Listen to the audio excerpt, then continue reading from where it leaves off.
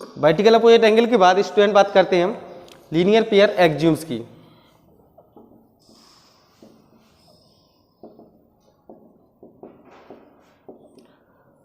देखिएगा आपके सिलेबस में 2 एक्जियम्स है, लीनियर पेयर एक्जियम्स 6.1 और 6.2।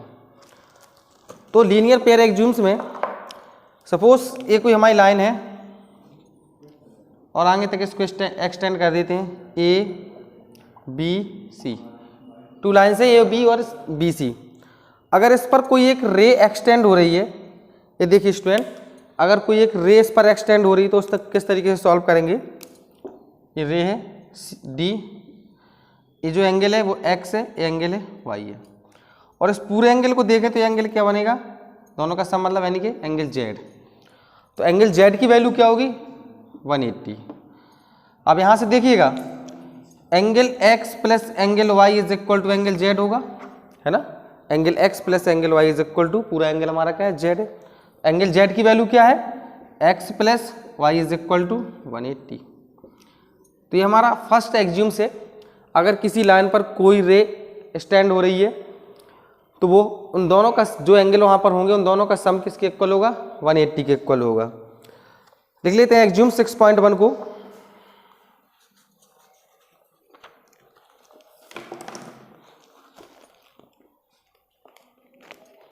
Axiom 6.1, if a ray stand on a line, if a ray stand on a line, then the sum of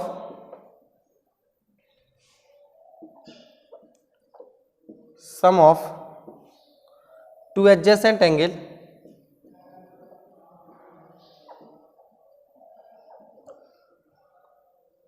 so formed is 180। Clear student. Next axiom number 6.2, axiom 6.2,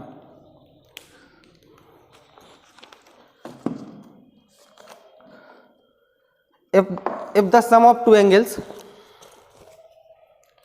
if the sum of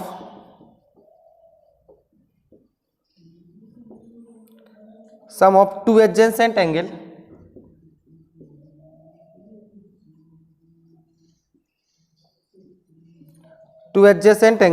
is 180, then the non-collinear arms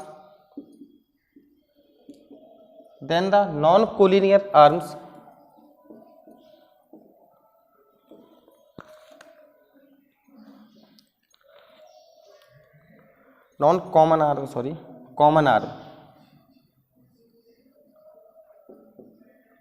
arm of the angles form a line,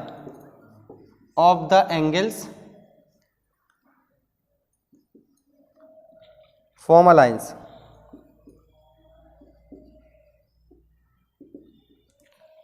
इनके two angles का सम अगर 180 है तो वो एक straight line को क्या करेंगे फॉर्म करेंगे। स्टूडेंट ये हमारे एक्जियम्स 6.1 एंड 6.2 इंपॉर्टेंट है दोनों, कहीं ना कहीं से क्वेश्चंस में ज़्यादातर इनका यूज़ होगा, क्वेश्चन में थ्योरम होगी जिसमें भी ज़्यादातर यूज़ होगा इन दोनों एक्जियम्स का।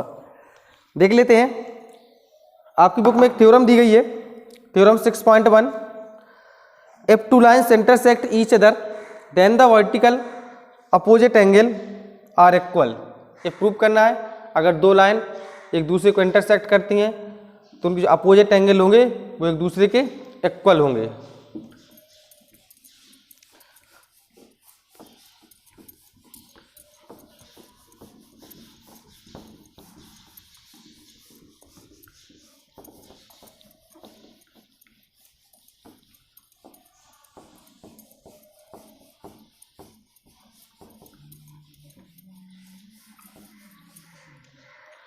Theorem 6.1,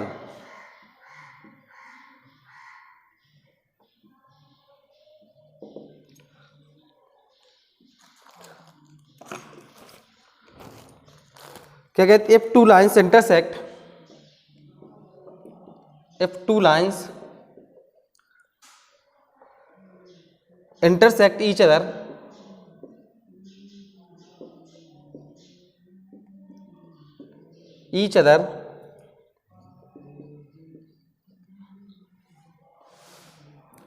then the vertically opposite angle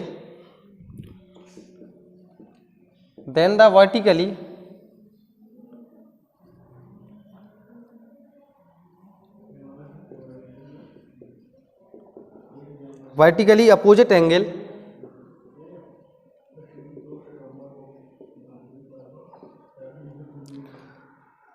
are equal.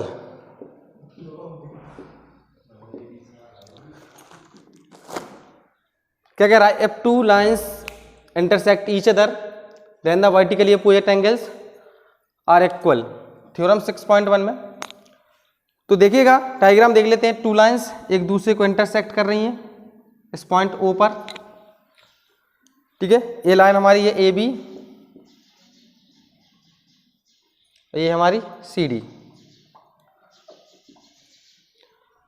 तो इसमें अगर ये वाला एंगल स्टूडेंट हमारा एक्स है और ये वाला एंगल वाई है, ये हमारा क्यूब है, ये पी है, ये एंगल ऐड कर लिए हमने। टू प्रूव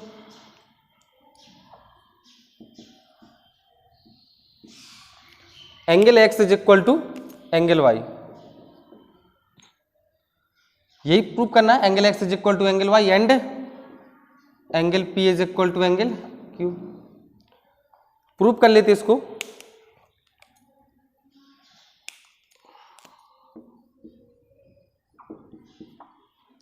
देखिएगा जो रे ओसी है हमारी, यहां से इसको देखिएगा, रे ओसी, ये रे ओसी है, ए बी लाइन पर स्टैंड हो रही है ना। देखिए यहां से ये ए बी लाइन है और इस पर एक ओ सी, यहाँ पर ओ पॉइंट है और ये सी हमारा है, तो रे ओ सी इस पर एक्सटेंड हो रही है। और हमने एक्ज्यूम 6.1 में क्या पढ़ा है? अगर कोई रे किसी लाइन पर एक्सटेंड हो रही है तो क्या करेंगे, उनका जो एंगल बनेंगे, उन दोनों पर जो एंगल बन रहे हैं उनका सम क्या होगा? 180 के इक्वल होगा। तो इस पर एंगल क्या बन रहा है? एक्स बन रहा। ये लाइन हमारी है ए बी, इस ए बी पर एक एंगल हमारा बन रहा है एक्स, एक एंगल बन रहा है पी। ये एंगल एक्स है, एंगल पी है, तो इन दोनों का सम किसके इक्वल होगा? Angle X plus angle P is equal to 180 होगा ना। क्या लिख सकते हैं? We can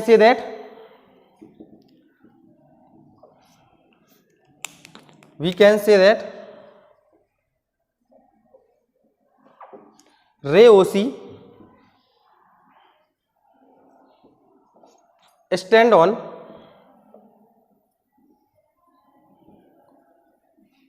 line A B, यही पर स्टैंड है। तो इन दोनों पर जो एंगल बन रहे हैं, यानी कि angle x plus angle p is equal to 180। इसको एंगल हम इक्वेशन फर्स्ट मान लेते हैं। इसी प्रकार देखिए स्टूडेंट, जो रे हमारी यहाँ पर ओ है, ये ओ ए रे, इसको देखो ओ ए रे, ये ना किस लाइन पर स्टैंड हो रही है? सी डी पर, ये सी डी लाइन है और यहाँ से ये ओ ए है, ये ओ ए किस लाइन पर स्टैंड हो रही है? सी डी पर। तो इस पर जो एंगल बनेंगे इनका सम भी 180 होगा। तो इस पर एंगल कौन कौन सी बन रहे हैं? ए बी, ये इस पर था, इस पर सी डी पर देखिए ये वाला एंगल बन रहा है एक हमारा वाई, एक एंगल हमारा बन रहा पी, यानी कि एंगल यहाँ पर वाई है, यहाँ पर हमारा पी है। तो इन दोनों का सम भी 180 के इक्वल होगा, यानी कि angle Y plus angle P is equal to 180, है ना। We can say that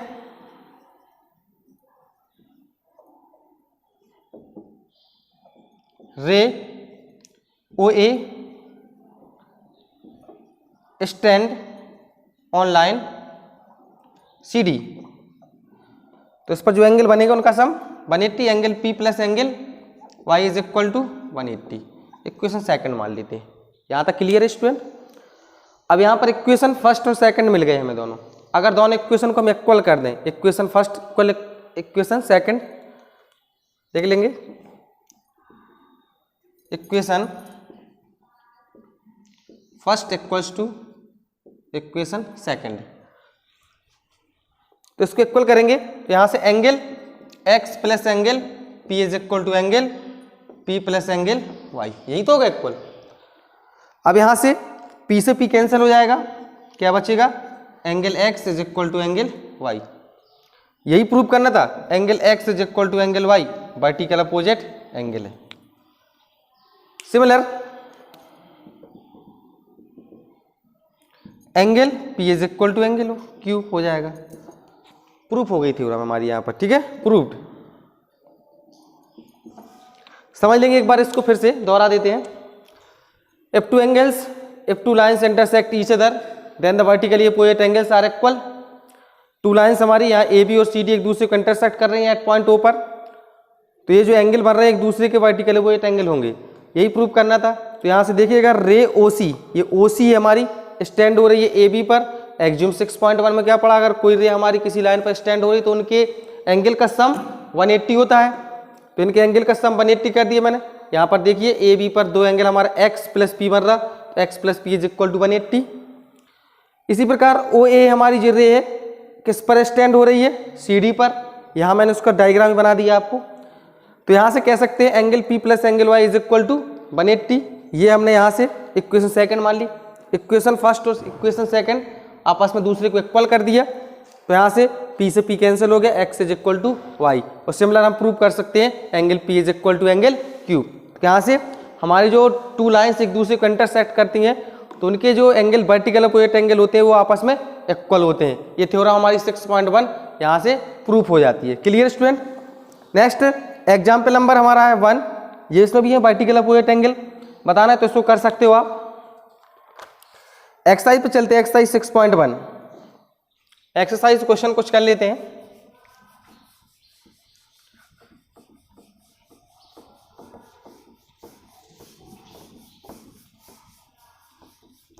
note करते जाइएगा, अगर डाउट है तो जरूर आप कमेंट कीजिए।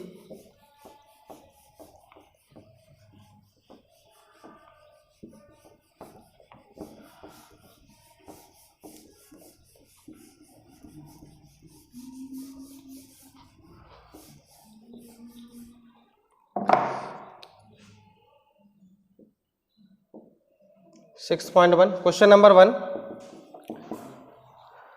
क्वेश्चन नंबर 1 है, in figure 6.13 lines A B and C D intersect at O if angle A O C plus angle B O E is equal to 70 and angle B O D is equal to 40, find B O E and reflex angle C O E. जो diagram दिया गया उसको पहले बना लेते हैं हम।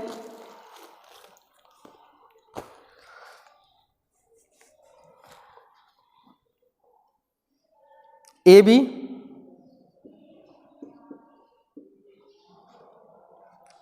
ये लाइन एक दूसरे को इंटरसेक्ट कर रही है एट पॉइंट ओ पर। ये हमारी सी डी लाइन, उस पर एक रे हमारी ओ E.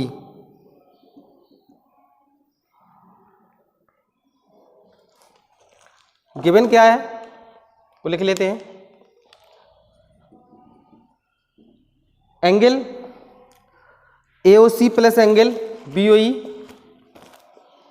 Angle A O C plus angle B O E is equal to 70 and angle B O D is equal to 40। Find क्या करना हमें, एंगल बी ओ ई और रिफ्लेक्स एंगल सी ओ ई, ये फाइंड करना है।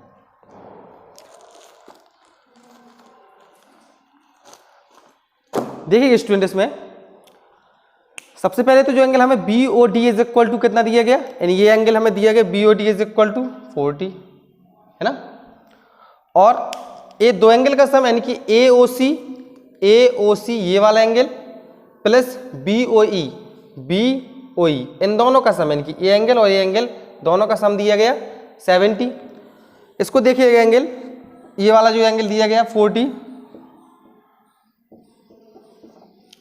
Angle B O D, angle B O D is equal to ये वाला angle इस वाले एंगल के वर्टिकल अपोजिट एंगल होगा ना, यही पढ़ा हमने। तो ये वाला एंगल इस वाले एंगल की वर्टिकल अपोजिट एंगल हो, क्या लिख सकते हैं, एंगल ए ओ सी ये वाला एंगल इज इक्वल टू ये वर्टिकल अपोजिट एंगल होगा, तो क्या लिख सकते हैं, angle A O C is equal to ये वाला एंगल भी क्या होगा 40 डिग्री होगा, ये भी 40 फाइंड हो गया। अब यहाँ से टू एंगल का सम दिया गया है, यानी कि angle AOC plus angle BOE, angle AOC plus angle BOE is equal to 70। तो AOC की वैल्यू तो फाइंड कर ली ना हमने इधर से, ये AOC कितना मिला हमें 40 प्लस एंगल BOE हमें क्या करना है फाइंड करना है, तो BOE इज इक्वल टू 70। अब यहाँ से BOE की वैल्यू फाइंड कर सकते ना हम, angle BOE is equal to, ये उस तरफ जाएगा तो माइनस का हो जाएगा 70 माइनस 40, तो angle BOE is equal to कितना मिल जाएगा 30। ये हमें BOE एंगल मिल गया कितना, ये BOE ये मिल गया हमें 30। अब क्या रह गया हमारा रिफ्लेक्स एंगल COE, यानी कि पूरा एंगल COE, ये पूरा एंगल फाइंड करना है यहाँ से, ये देखिएगा पूरा एंगल, ये एंगल फाइंड करना है हमें, है ना स्टूडेंट। तो यहाँ से एंगल पूरा फाइंड करने के लिए क्या करेंगे, देखो COD क्या करेंगे, हमें जो रिफ्लेक्स एंगल फाइंड करना है ये COE, तो ये जो एंगल होगा देखिए इधर इसको यहाँ कर देते हैं,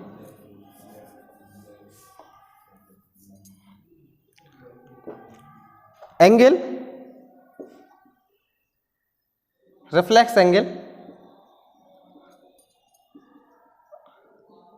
COE इज इक्वल टू क्या होगा, पूरा एंगल COD ये वाला एंगल भी आएगा पूरा हमारे यहाँ से यहाँ तक, तो क्या लिख सकते हैं एंगल COD, यहाँ से कर दे रहा हूँ मैं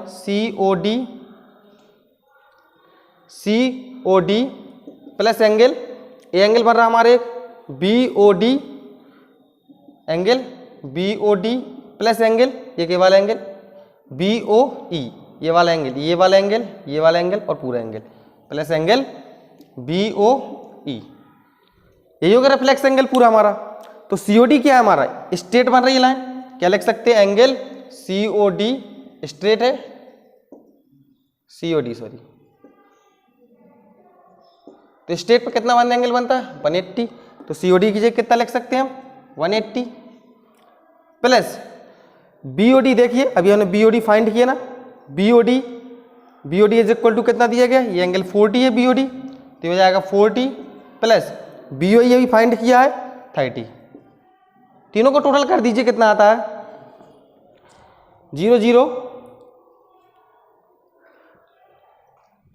250 आ जाएगा स्टूडेंट, तीनों करेंगे तो एंगल हमारा COE इज इक्वल टू 0 5 2, तो 250 डिग्री एंगल निकला हमारा, ठीक है। तो इस तरीके से COE एंगल को हम फाइंड कर सकते हैं, मतलब रिफ्लेक्स एंगल पूरा इस तरीके से फाइंड कर सकते हैं। क्वेश्चन क्लियर है, कह रहा है हमें AOC यानी कि पूरा ये वाला एंगल और इस वाले एंगल का सम, यानी टोटल इसका सम दिया गया 70 और BOD ये 40 ये वाला एंगल दिया गया था। तो इस तरीके से ये वाला एंगल जो होगा वो इसके वर्टिकल अपोजिट एंगल होगा, तो वर्टिकल अपोजिट ये वाला एंगल फाइंड कर लिया। अब इन दोनों का सम गिवन था स्टूडेंट, तो इसकी वैल्यू रख के हमें जो एंगल चाहिए यानी कि BOE ये वाला एंगल हमें मिल गया इधर से 30।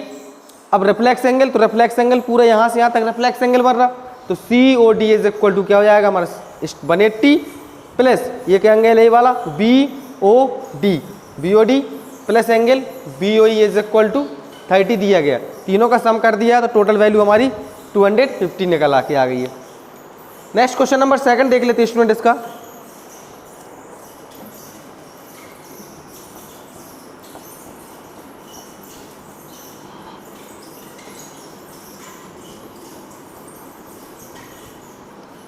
आप लोग नोट करते जाइएगा साथ में क्वेश्चन को और रिवाइज करने की जरूरत है। क्वेश्चन नंबर 2 देखिए, कह रहा है in figure 6.14 lines XY and MN intersect at O if angle POI is equal to 19 and A ratio B is equal to 2:3, find C। तो एंगल C फाइंड करना है। सबसे पहले तो जो डायग्राम दिया गया उसको बना लेते हैं हम। ये हमारी लाइन XY है,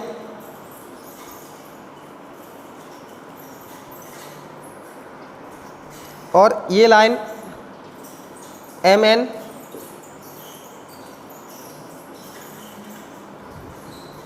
और यहाँ से एक लाइन स्ट्रेट है, मतलब ये P और ये है हमारा O, ये वाला एंगल दिया गया A, ये वाला एंगल दिया गया B और ये एंगल दिया गया हमें C, एंगल C है।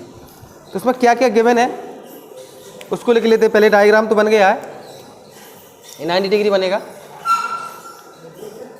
गिवन है हमें जो लाइन हमारी X है और MN एक दूसरे को इंटरसेक्ट कर रही है ऊपर, एंगल P ये गिवन है student, angle POI is equal to 90 degree और A ratio B is equal to 2:3।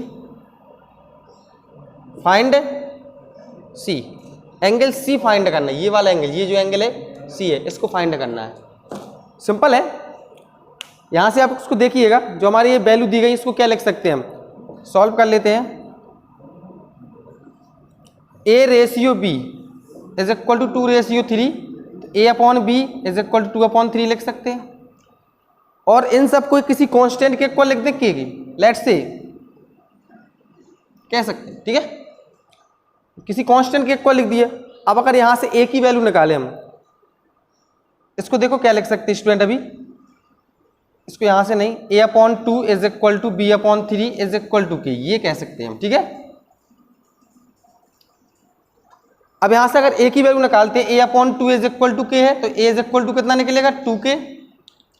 Similar B/3 is equal to K है, तो क्या निकलेगा, B is equal to 3K। यही तो वैल्यू निकलेगी A और B की।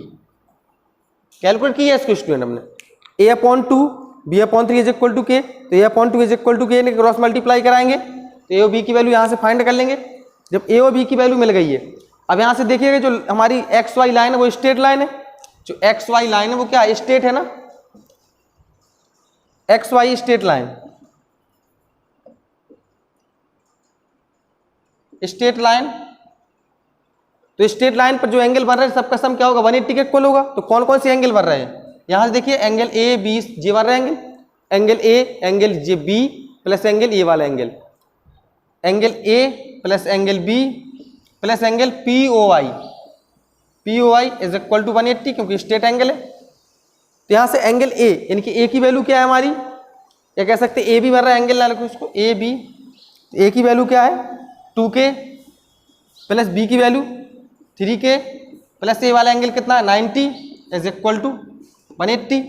ये क्या होंगे, दोनों का टोटल करेंगे 5K इज इक्वल टू, उसको उस तरह भेजेंगे तो 180 minus 90, 5K is equal to 90 आ जाएगा। इसको कट करेंगे, K की वैल्यू 18 डिग्री। अब यहाँ से K की वैल्यू मिल गई है ना, K की वैल्यू 18। अब जब हमें यहाँ से K की वैल्यू मिल गई तो यहाँ से A और B की वैल्यू फाइंड कर सकते हैं।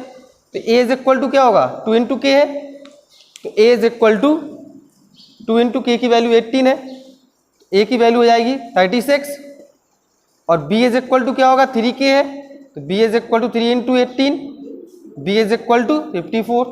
तो यहाँ से A और B की वैल्यू भी मिल गई स्टूडेंट हमें।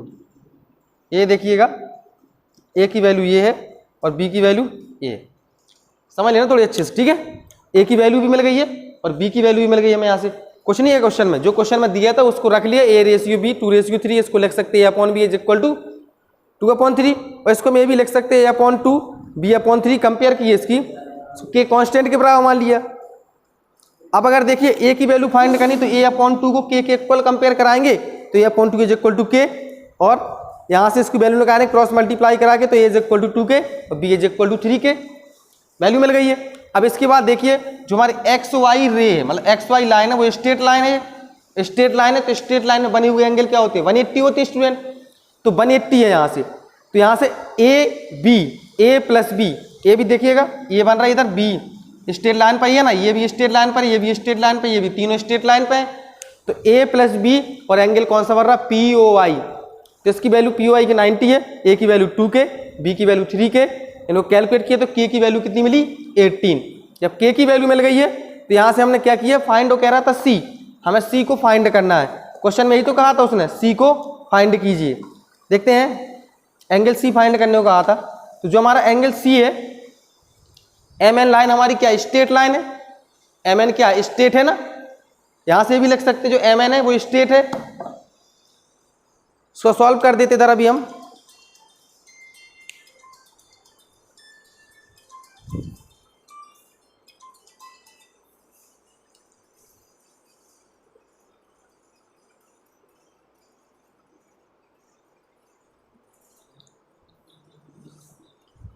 स्टूडेंट जो एम एन लाइन हमारी स्ट्रेट है, तो स्ट्रेट एंगल क्या होंगे, ये दो एंगल बन रहे हैं, कैसा 180 का इक्वल होगा। तो यहां से लिख सकते हैं एम एन स्ट्रेट लाइन।